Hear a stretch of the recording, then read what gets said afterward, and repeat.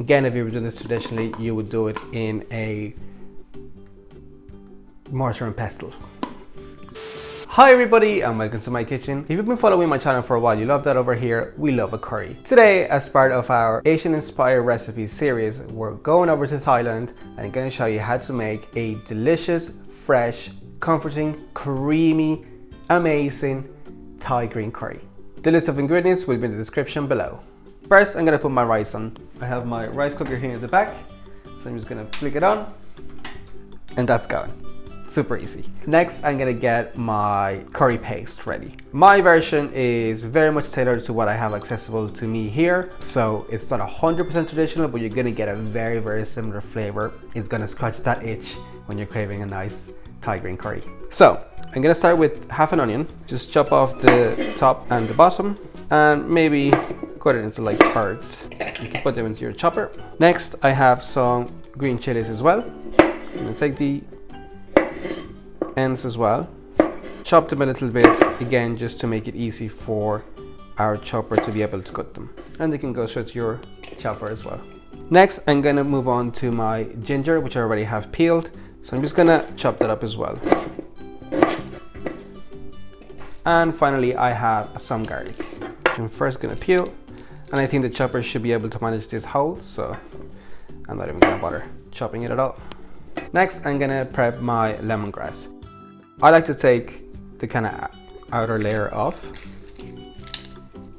then chop over the top and the bottom until you see the little purple bit. And then this can be quite fibrous and tough for the chopper, so I'm gonna chop it up small.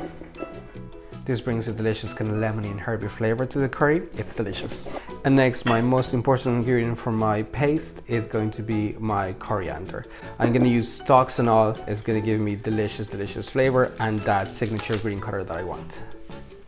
Okay, so that's everything I'm gonna use for my curry paste. If you were to do this traditionally, you would use also some turmeric root, galangal, kaffir lime leaves, the zest of a kaffir lime.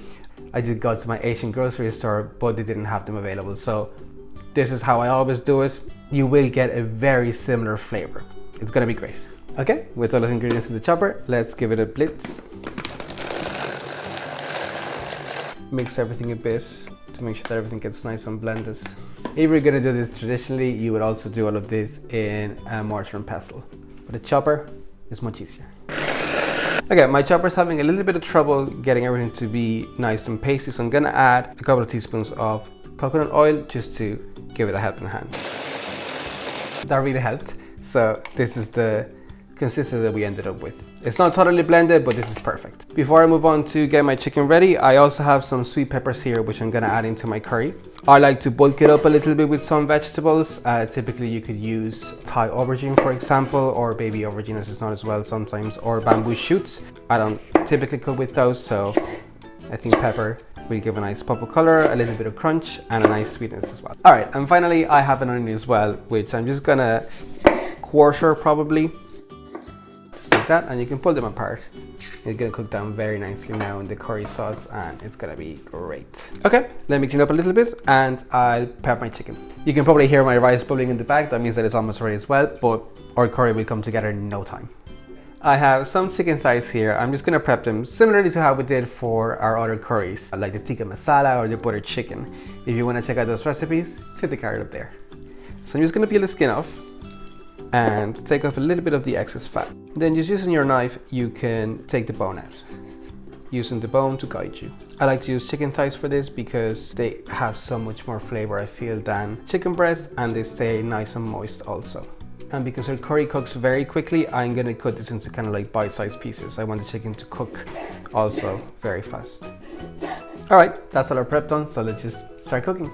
I've got a pan on a low heat and I'm just gonna go in with some coconut oil and let them melt down. Once it comes to temperature, you can go in with your spices. I've got some cumin, ground coriander, turmeric, and ground pepper here. So add them straight in. You can just let them toast for a few seconds, just to wake up those flavors. It smells nice and toasty already. All right, and after a few seconds, we can go straight in with our curry paste. So just chuck all that in. And I'm gonna fry that off also for a few seconds. Okay, you can see that it's starting to kind of release its moistures and it's bubbling away there nicely. So I'm gonna go in next with my brown sugar. I also have soy sauce for saltiness and some fish sauce. Stir that through. Next, I'm gonna go in with a zest of a lime. It already smells like green curry, it's delicious. And we're pretty much at the end now, so we're gonna go in with our coconut milk. Stir that through. And if you feel you need it, you can add a quarter cup of water on top. All right, finally we can go in with our chicken and the onions. And I'm gonna leave the peppers until a little bit later because I don't want them to overcook and get too soft. I want them to retain a bit of that bite and crunchiness. That's basically it. We're gonna let it come to a boil and then simmer for 15 to 20 minutes until the chicken is fully cooked through, and then we'll be done. Okay, time's almost up, so let's have a look at what it's looking like. It looks great. I love the green color of my Thai green curry. I'm gonna give it a taste and see if I need to adjust any of the seasoning. It's tasting great, but I think I need a little bit more salt, so I'm gonna add in a little bit extra soy sauce. I'm using light soy sauce here because I don't want to darken my curry too much. My curry is now pretty much done, so there's one final ingredient that I want to add, and that is some lime juice. You want to add that in at the end because if you add it at the start, the citrus flavor will cook away, so you want it to remain fresh and really there. That was a very juicy lime, so I think half of it will do me fine. Okay, so my curry is done, my rice is done. Let's plate up. Okay, everything's set up. Let me just put some rice into my bowl. Just gonna make a little mound in my bowl. And I'm gonna put my curry all around this. Make sure you get onions, peppers, and especially the chicken. I have some freshly chopped coriander leaves here that I'm gonna use for a little bit of garnish. And I also have some sliced red chili for a nice pop of red, and a little wedge of lime. And that, my friends, is my totally non-traditional Thai green curry.